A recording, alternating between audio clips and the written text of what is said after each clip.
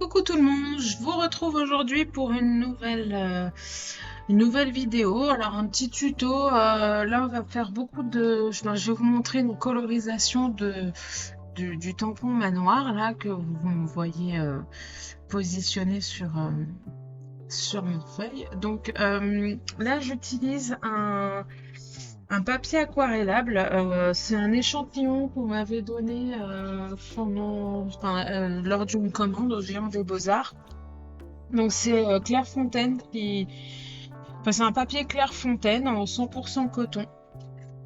Et c'est vrai que j'avais pas encore utilisé de papier aquarelle en 100% coton. Enfin, en tout cas, enfin, dans mes souvenirs, je me souviens pas en avoir utilisé. Et bon, je regarde beaucoup de tutos, hein, bien sûr, sur d'autres scrapeuses. Et en fait, je me contentais très bien du papier aquarellable basique, pas cher. Et ça me va toujours bien, il n'y a aucun souci. Mais c'est vrai que du papier 100% coton, bah en fait, on voit la différence quand on fait la mise en couleur. La différence, elle est surtout sur le fait que l'aquarelle ne sèche pas vite et du coup qu'on peut revenir à plusieurs reprises sur les couleurs. Les mélanges se font différemment, les dégradés aussi. Donc c'est vrai que oui, c'est du papier qui coûte cher, mais vu à quel point j'ai vu la différence, ça se comprend. Bon, donc à voir si je continue après avec ce genre de papier. Je pense que oui, ça va dépendre bien entendu de mes projets à venir. Donc ça, bon, comme je ne sais pas encore vraiment ce que je vais faire, on verra bien. Donc voilà, donc là je suis vraiment sur un très très bon papier. Euh, J'utilise un pinceau Raphaël aussi sur cette réalisation-là. Alors d'habitude, c'est vrai que j'utilise les pinceaux à réservoir d'eau. Là, si je l'ai pas fait, c'est parce que je savais pas où je l'avais mis mon pinceau à réservoir d'eau. Et bon, comme j'en avais marre de chercher, j'ai repris mes pinceaux aquarelles. De toute façon, dans les deux cas, enfin, ça fonctionne pareil, hein. Ça, pour moi, je suis à l'aise avec mes pinceaux réservoir d'eau. Je suis à l'aise avec mes pinceaux, enfin, pour l'aquarelle. Donc, ça, c'est. Je vais pas vous dire, ouais, j'ai vu une différence là-dessus. Ça, pour l'instant, pas plus que ça. Je vous dirais que c'est au niveau de la gestion de l'eau que c'est différent, puisque là, vraiment. Euh, alors, autant les pinceaux à réservoir d'eau, ce qui peut être un peu embêtant, euh, c'est que parfois l'eau coule toute seule. Et ça, c'est vrai que c'est quand même assez chiant. Quand on pose une couleur et qu'il y a une grosse flaque qui arrive, là, ça c'est chiant. On n'a pas ce problème-là avec les pinceaux. Alors là, c'est un pinceau aquarelle de bonne qualité. Je pense qu'avec un pinceau, dans un premier temps, bon, qui aquarelle quand même, mais bon, est-ce qu'il faut vraiment mettre de la qualité? Oui, certainement un petit peu aussi, hein, mais faut pas se leurrer, c'est comme tout, hein. Mais bon, voilà, pour commencer, si vous avez un petit pinceau aquarelle qui permet de bien euh, s'engorger d'eau, enfin, pour gérer l'eau, voilà, faut prendre, faut essayer, faut voir, hein. Mais de toute façon, euh, les pinceaux, les papiers, tout ça, et les couleurs, quelle que soit votre façon de procéder, c'est toujours une question de feeling. Enfin, il y a pas de bonne ou mauvaise façon de faire. Il y a des bases, voilà, on a du matériel à disposition. Maintenant, vous allez être plus à l'aise en fonction de votre façon de faire. Et ça, je peux vous expliquer comment moi je procède. Ça veut pas dire que j'ai forcément raison. Euh, donc là, vous m'avez vu commencer à mettre le manoir en couleur. Donc voilà, on part sur un bleu très foncé pour le toit et une couleur un peu beige pour les murs. Donc ça, c'est moi, je pose toujours mes couleurs en ton très léger, hein, je vais jamais. Alors ça, par contre, ça c'est une base à savoir en aquarelle, on ne commence jamais, jamais. Mais ça, c'est pour moi, c'est voilà, d'autres me diront peut-être que non, mais pour moi, on ne commence jamais en mettant une couleur foncée tout de suite, à moins d'être vraiment sûr de son coup. Mais la problématique en aquarelle, si vous mettez du foncé tout de suite, c'est que vous pouvez plus revenir en arrière. Donc, vaut mieux y aller gentiment, quitte à faire plusieurs couches, mais vraiment, vraiment, commencer par des couleurs très claires. C'est pour ça que là, vous voyez, au niveau de la colorisation, ça paraît un peu fade, mais c'est normal, c'est loin d'être fini. Donc là, pour pouvoir facilement voir, enfin, pour continuer après mon manoir, j'ai voulu faire le fond parce que le fond, lui, va être forcément plus foncé. Quand j'ai fait cette page, je suis partie bien sûr avec la lune qui est présente dans l'idée que il faisait nuit. Donc, comment mettre un manoir en valeur dans l'obscurité? Donc, je me suis arrêtée. Voilà, j'ai posé mes couleurs sur le manoir. Je ne suis pas allée plus loin parce que je voulais voir comment j'allais procéder pour qu'il y ait vraiment le contraste entre la nuit qui va me servir de fond et le manoir.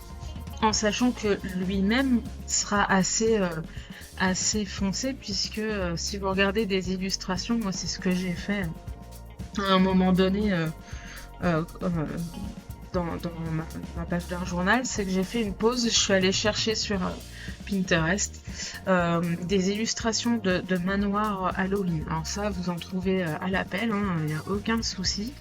Mais faut surtout, surtout pas hésiter à aller s'inspirer d'illustrations pour pouvoir mettre en couleur des tamponnages. Et donc du coup faire sa propre illustration. Alors, là aussi j'utilise, donc il y a l'aquarelle bien sûr, et puis toujours c'est toujours des techniques à base d'eau, mais j'ai voulu utiliser mes pigments, mes poudres à pigments. Donc là on a des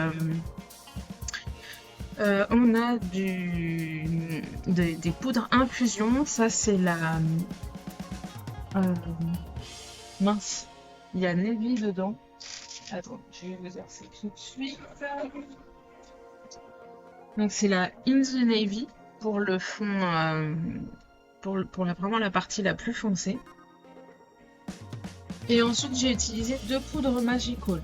Alors l'avantage de ces poudres là, donc là je les utilise comme de l'aquarelle. Je saupoudre pas, je mets dans mon petit dans ma petite palette et puis je les utilise comme de l'aquarelle.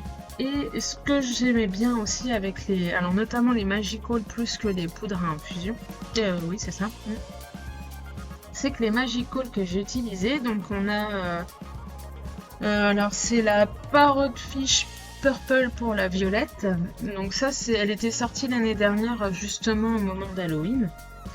Et j'ai utilisé la Shabby Turbine Teal. Donc c'est l'espèce de vert turquoise très clair là. Et celles-là, elles ont du brillant dedans, du mica. Et c'est vrai que pour Halloween, le petit côté brillant, c'est pas mal. Je fais mon fond avec ces trois couleurs-là. J'ai mis du violet parce que le violet au moment d'Halloween ça fait partie un peu des codes couleurs avec le orange. Donc voilà, j'ai remis un peu de violet pour continuer un peu pour rester dans la continuité comment, de la couleur bleue très foncée, mais en même temps pour rejoindre la couleur vert turquoise clair tranquillement. Évidemment, La couleur la plus claire, c'est celle qui est la plus proche de la lune, puisque la lune éclaire le ciel aussi à ce moment-là. Donc, alors mon fond, il est plus ou moins terminé, hein. Je pense qu'il me semble que je reviens dessus un petit peu après, mais ça me permet déjà de voir jusqu'où je vais pouvoir aller pour faire mes contrastes sur mon manoir. Donc là, vous voyez, je vais faire des parties beige plus foncé à certains endroits du manoir pour que bah, forcément s'il y a une partie éclairée, l'autre est dans l'obscurité, donc ça va permettre de faire du contraste et d'amener du volume à mon illustration. Excusez-moi pour mes cheveux.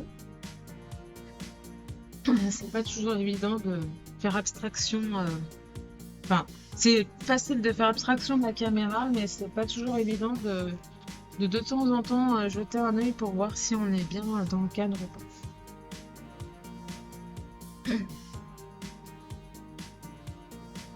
Alors là, je refais de temps en temps un point sur mes nuanciers au niveau des poudres.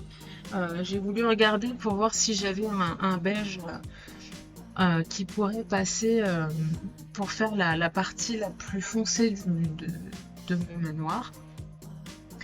Et donc là, j'utilise, alors je sais plus exactement mes mélanges que j'ai fait. Je sais qu'il y a du vert dans ce que j'ai mis. Finalement, alors là vous voyez un peu beige. Moi sur mon illustration, je l'ai sous les yeux. On est vraiment dans un gris chaud pour les murs. Donc voilà, l'idée c'est vraiment quand vous faites ce genre de choses, euh, de vraiment savoir où vous allez avoir la lumière, où vous allez avoir les points d'ombre, pour ensuite vraiment donner ce volume, cet effet de 3D sur l'image. Donc ça prend un petit peu de temps. Même si bah, l'aquarelle c'est c'est facile. Non, je dis des bêtises. L'aquarelle c'est pas le médium le plus facile, mais c'est vrai que ça faisait longtemps que j'avais pas refait d'aquarelle et ça faisait du bien. Là, c'est vrai que je suis beaucoup au crayon de couleur en ce moment. Donc pour moi l'avantage des crayons de couleur c'est d'avoir des couleurs très vives tout de suite. Ce qu'on n'a pas forcément avec l'aquarelle. En fait, l'aquarelle, ce qui est un peu embêtant, c'est que quand vous peignez, les couleurs sont sublimes tout de suite, c'est magnifique, on est content, ça ressort bien. Et une fois que ça sèche, tout se matifie et il y a un petit côté un peu terne qui arrive et ça, on peut être déçu. Donc bon, ça c'est pareil. C'est des petites choses, voilà, en faisant de l'aquarelle, on peut trouver des combinaisons. Moi, je vois finalement sur la fin de ma page, c'est pas si terne que ça. En même temps, j'ai le manoir qui, de toute façon, lui, doit être assez lugubre. Donc, faut pas que ce soit quelque chose d'éclatant. Et à l'inverse, j'ai un fond coloré qui représente donc le ciel, où je vais avoir cette partie lumineuse avec ce vert clair bleu et, toutes ces petites paillettes qui amènent du brillant. Donc pour ce coup-là, ça marche super bien. Mais c'est vrai que à plusieurs reprises, moi je l'ai vu sur pas mal de réalisations que j'ai fait, je suis super contente au départ et quand ça sèche, oh, bah mince. Et en même temps, c'est une technique que j'aime quand même, l'aquarelle. Euh, voilà, je sais pas comment expliquer, mais enfin, du jour où j'ai appris à utiliser l'aquarelle et c'est vraiment une technique que j'ai adorée tout de suite. Et pourtant, j'avais vu les techniques à la gouache, j'avais vu les techniques à l'acrylique, qui ont leur avantage aussi, hein, bien entendu. Mais l'aquarelle, c'était un peu un coup de foudre. Et puis là, les crayons de couleur. que j'utilise beaucoup aussi en ce moment. J'aime beaucoup parce que ça me permet, enfin, j'ai l'impression d'être quand même plus rapide qu'à l'aquarelle, même s'il y a ce côté de mise en couleur en faisant plusieurs couches, en faisant plusieurs passages, on a un résultat qui est quand même immédiat, vraiment tout de suite, tout de suite. L'aquarelle, il faut attendre que ça sèche. Mais ce qui est bien avec l'aquarelle et le crayon de couleur, c'est que les deux peuvent tout à fait se combiner. C'est-à-dire que je peux commencer à quelque chose à l'aquarelle qui va être un peu terne, mais ce sera pas embêtant puisque je pourrais repasser après au crayon de couleur pour justement amener de l'éclat et de la luminosité à mes motifs. Donc tout va bien, tout se combine. Il faut pas hésiter à mélanger les médiums, hein. Surtout, c'est pas forcément évident, faut maîtriser, entre guillemets, on maîtrise jamais vraiment, hein, mais il faut savoir un petit peu connaître les points, les avantages de chaque médium pour savoir comment les utiliser et à quel moment. Alors là, je laisse mon aquarelle sécher. Et forcément, j'avais tamponné la lune avec de la Distress Oxide. Et donc, la Distress Oxide, c'est super. Pareil, c'est un très bon médium. Mais le problème, c'est que il va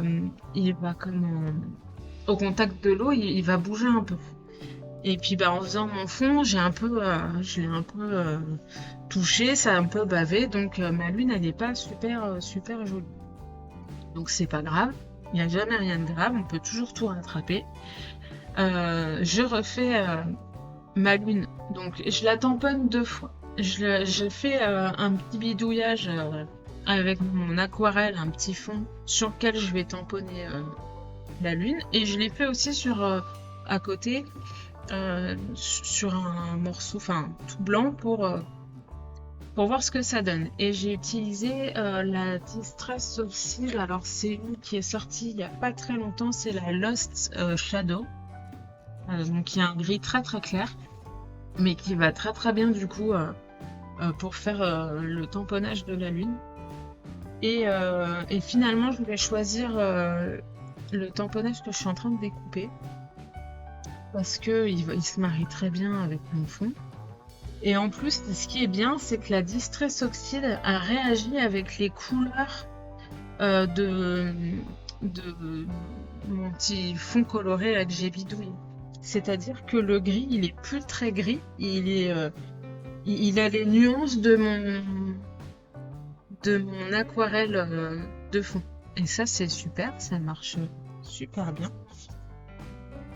Donc du coup, j'ai une lune qui est plutôt pas mal.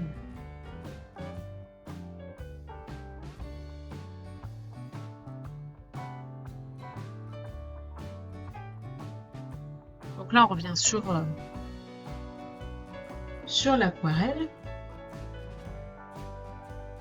Et donc, je réintensifie encore. Alors, vous voyez, là, je refais encore une nouvelle couche pour vraiment, vraiment marquer l'ombre et la lumière. Et ça, c'est aussi en me basant sur l'illustration que je m'étais mise sous les yeux. Alors, plusieurs, puisque sur Pinterest, je m'étais arrangée pour avoir plusieurs types de manoirs différents pour pouvoir m'inspirer et vraiment voir ce qui m'intéressait par rapport à chaque illustration.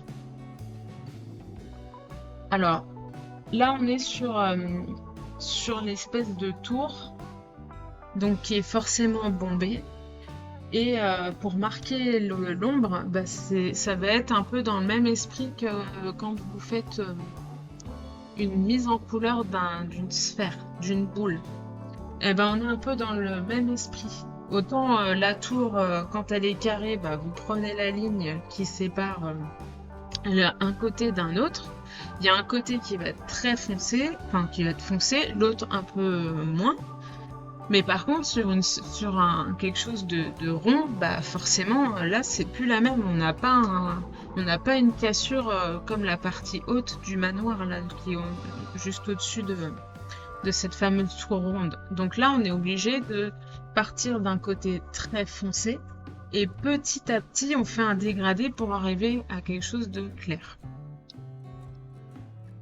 Donc ça c'est, voilà, si vous savez faire un, un effet de volume sur une boule, ben, vous saurez faire un effet de volume sur ce genre de, de dessin. Donc vous voyez là, je repasse encore des couches et des couches à certains endroits. Donc petit à petit, sur mon illustration, j'arrive au moment de faire les détails qui vont encore plus amplifier les volumes du manoir et, euh, et puis bah, les contrastes en fait, hein, parce que là vraiment toutes les parties, tous les détails, ça va être en dessous des fenêtres, en dessous des balcons, et ça va être juste parfois faire une ligne un peu plus foncée pour justement euh, apporter ce volume qui va manquer en fait. Donc faut pas négliger les détails, c'est important. Alors après, c'est important, vous pouvez faire du détail sans aller vraiment dans la minutie, mais voilà, si vous... Et puis il y a des petites choses qu'on va zapper, c'est pas grave, hein. Moi je suis pas... dans ma mise en couleur, il y a certainement... je pourrais encore continuer, je pense, même si j'ai considéré là que j'avais fini, mais si je regarde mon illustration, je sais que je pourrais encore travailler dessus largement. Mais bon, après, il faut aussi savoir s'arrêter à un moment donné. D'une, parce que faut que ça reste toujours un plaisir, hein, bien sûr. Et puis d'autre part, si on veut pas si on veut pas se louper, parce que parfois on veut toujours en faire plus, en faire plus, en faire plus. Le souci c'est qu'il y aura toujours plus à faire, hein, ça, faut pas avoir de doute là-dessus, mais le problème c'est que on peut aussi très vite se louper. Et c'est dommage de se louper à la fin quand on a passé un peu de temps à mettre quelque chose en couleur ou pour réaliser quelque chose. Donc oui, il faut pas négliger les détails, ça a quand même une petite importance, mais voilà, faut pas s'énerver non plus là-dessus, quoi.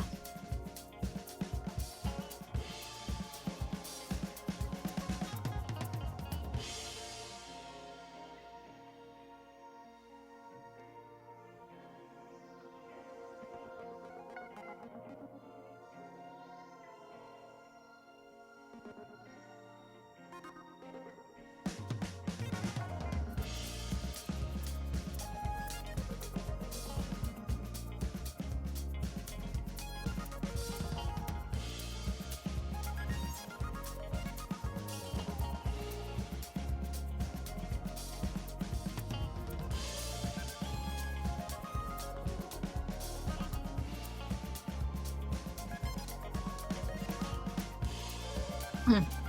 Alors, il y a autre chose aussi en aquarelle, c'est que quand vous passez d'une zone à l'autre, pour celles qui maîtrisent pas l'aquarelle, hein, j'entends, euh, quand vous venez de faire une zone, faites une autre zone qui est presque à l'opposé, enfin à l'opposé, qui touche pas en tout cas. Faut pas que ça se touche trop, sauf si c'est pas dérangeant, s'il y a un petit dégradé ou quoi aux caisses, mais quand quand vous faites de l'aquarelle, si vous faites une zone et que vous faites la zone juste à côté sans avoir attendu que ça sèche, la problématique, ça va être que l'aquarelle va se mélanger, va vous faire des fusions et du coup, par contre là, ça va être dommage, ça va vous louper votre mise en couleur.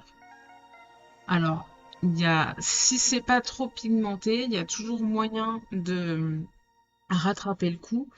Vous mettez un petit peu d'eau dans la zone que vous voulez refaire. Et puis vous laissez un petit peu agir. Et après avec un chiffon, un essuie-tout, vous posez dessus. Et normalement, ça va retirer les pigments Euh, alors, peut-être pas tous les pigments, mais en tout cas, ça peut éclaircir pas mal votre partie que vous voulez refaire. Et à la limite, voilà, si vous avez besoin de remettre une autre couleur, ça va être possible. Si ça a bien éclairci, si on est presque sur le blanc du papier.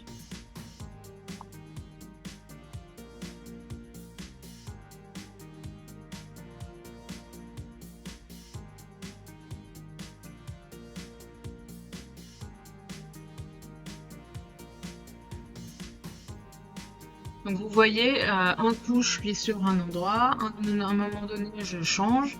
Alors l'avantage aussi c'est que ça permet, quand vous êtes sur un projet, vous passez un peu de temps dessus, ça vous permet de prendre un peu de recul sur ce que vous êtes en train de faire. Voilà, quand vous êtes trop sur une partie, là, vous la mettez de côté un petit peu, le temps de refaire autre chose. Là, moi, si je fais ça, c'est parce que ça me permet de me changer un peu les idées, parce que pareil, quand on est trop sur un morceau, on fait pas attention à ce qu'il y a autour et enfin, encore une fois, on peut faire des bêtises en étant trop concentré sur voilà, un petit détail. Et, euh, et donc ça permet donc de faire autre chose, d'avoir son œil sur un autre endroit de votre illustration, laisser sécher la partie que vous étiez en train de faire, et quand vous revenez dessus, eh ben vous allez voir ce qui manque. Et là où il va falloir refaire certaines choses. Parce que comme je l'ai dit tout à l'heure, l'aquarelle en séchant, voilà, elle va se ternir un petit peu, s'éclaircir peut-être un petit peu. Donc va falloir peut-être repasser des couches à certains endroits.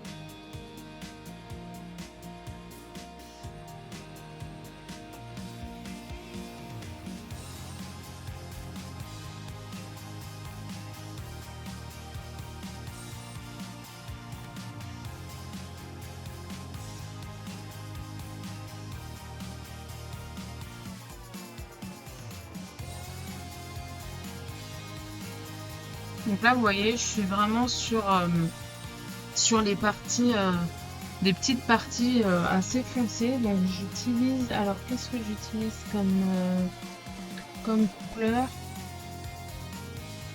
Je dois être sur un gris, alors je sais pas si c'est le gris neutre ou le gris plain. Et peut-être que j'ai un marron foncé aussi. Je dois avoir un peu des deux. Peut-être un mélange des deux, c'est possible. Et puis voilà, je fais vraiment les petites parties les plus foncées, les intérieurs des fenêtres. Alors enfin, les fenêtres, je les ai fait en jaune, hein. Voilà, il y a de la lumière dans mon manoir hanté. Il se passe un truc dedans. Ils font la fête. Mais par contre, voilà, tout ce qui est renfoncement hors fenêtre, j'ai mis presque en noir. Un gris vraiment très foncé. Donc là, j'ai terminé de mettre mon manoir en couleur. Je passe à la décoration. Donc la décoration, j'utilise divers tamponnages. Donc il y a la grosse citrouille qui vient de la planche de l'année dernière Halloween. On a la petite momie, je l'adore la petite momie, elle me fait trop marrer. Avec ses gros yeux là. Elle fait Elle fait même pas peur, mais je sais pas, elle a un côté sympathique, cette momie, je l'aime bien. Donc la petite momie qui vient de la planche Gnac Gnac. Et puis je vais utiliser deux autres personnages qui viennent de la planche Halo Family. Voilà. Donc oui, entre-temps, je me suis dit, enfin en posant mes petits embellissements, c'est vrai que mon petit chemin avec des pierres, ça aurait pu être plus sympa. J'avais dessiné juste avant de, de mettre du vert violet pour symboliser le sol. J'avais potentiellement prévu de faire des rochers et puis finalement, bah non. Non, non. Donc tant pis, c'est pas grave. Bon, en même temps, c'est aussi parce que je savais que j'allais mettre des choses devant, donc c'était pas non plus trop trop grave.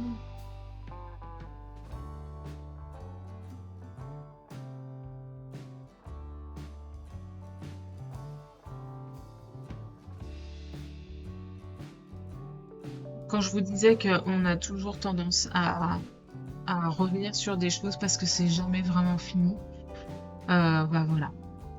Je, J'étais partie pour mettre les embellissements et puis finalement, bah voilà, vous voyez, je leur fais des petites retouches.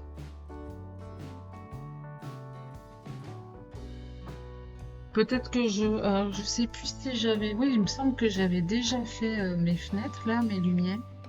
Peut-être que je repasse une deuxième couche à ce moment-là, parce que le jaune était trop pâle et qu'on voyait pas les lumières.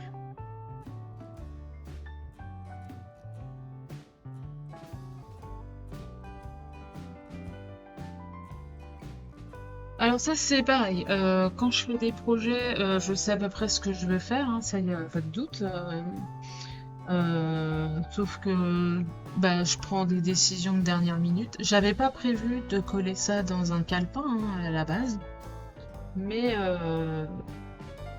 bon bah du coup c'est vrai que j'ai quand même deux trois. Alors c'est des albums photos hein, normalement ça, mais comme j'en fais rien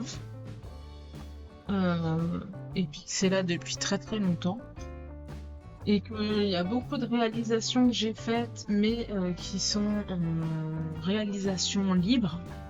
C'est-à-dire que si j'ai envie de revoir ce que j'ai fait, c'est dans une boîte. Voilà. Donc ça peut s'abîmer. Alors je me suis dit, bah, voilà, j'ai un joli calepin avec des papiers noirs qui traînent. Je vais l'utiliser pour mettre une page d'heure journal notamment. Ça pourrait être pas trop mal. Et par contre, je pense que je ferai pas les pages recto verso pour la simple et bonne raison que si j'utilise certains médiums, ce serait dommage que il y ait un transfert sur les réalisations qui sont en face. Vous voyez, enfin, elles vont se retrouver face à face là, se faire des bisous les deux réalisations et puis il va y avoir des misères. Donc du coup, je pense que je vais les laisser, voilà, pas côte à côte, ce sera mieux. Alors, donc oui, donc je reviens au choix de mes embellissements. Alors, je réutilise le titre, le die cut de la matrice de découpe Halloween de l'année dernière, que j'aime beaucoup. La petite momie, bah, je la prends, hein, la petite momie, je l'adore. On a un petit couple d'amoureux sur la planche Halo Family. Je les ai séparés. Et j'ai utilisé que la petite bonne femme. Voilà. Elle est toute seule. Donc, alors, mes petits personnages, comme je le dis souvent dans pratiquement pas mal de mes vidéos, je fais beaucoup de mises en couleur des tamponnages voilà, devant la télé, le soir, quand j'ai envie, peu importe. Et une fois que j'ai fait ça, je les mets dans ma petite boîte ronde que vous voyez à côté. Et puis, comme ça, au besoin, j'utilise mes petits embellissements quand j'ai envie. Donc, forcément, quand je les colorie, je sais pas comment je vais les utiliser. Donc, les couleurs que je choisis, c'est vraiment comme j'ai envie. Il n'y a pas, j'ai pas de, tiens, je vais mettre en couleur lui comme ça parce que je vais faire une page avec un fond vert. Non, rien du tout, hein. Moi, je fais comme j'ai envie et puis c'est au moment où je fais ma réalisation que j'avise si ça va aller ou pas. Comme si j'avais un die cut qu'on découpe, vous savez. Donc voilà. Alors, bien sûr, il y a le petit minou de la collection, le petit minou enragé là, parce que là, c'est, faut que je, faut, s'il y a un chat dans les tamponnages, il faut que je le mette, hein. Faut pas chercher. Il est possible que j'arrive à le mettre sur un truc d'une réalisation de Noël, hein, celui-là. Il peut être pas content du cadeau que le Père Noël lui a apporté, quoi. Je verrai. Bref. Donc, j'ai mes petits personnages, ma grosse citrouille de la planche de l'année dernière, et j'utilise un die cut sur le thème de lueur obscure. Et donc j'ai utilisé, alors c'est pas celui-là, j'ai utilisé la lueur mystérieuse du manoir hanté. Forcément ça allait très très bien avec cette page-là. Et là, qu'est-ce que je fais là? Ah oui, je colle le petit squelette. Alors lui, c'est pareil, c'était en dernière minute, il n'était pas prévu, mais comme il traîne dans ma petite boîte, je me suis dit, bah pourquoi pas le mettre lui aussi. Donc là, il est coupé dans du papier noir, donc il est assez discret dans ma page. Alors là, je vous montre un petit peu, j'essaye de bouger pour que vous puissiez voir un peu le côté brillant du fond, mais ça se voit pas. Donc voilà, ma petite page terminée avec ma petite colorisation. J'espère que ça vous a plu. N'hésitez pas à mettre un petit pouce en l'air, à vous abonner si c'est pas déjà fait. Et on se retrouve pour une dernière réalisation d'Halloween bientôt. Bye bye!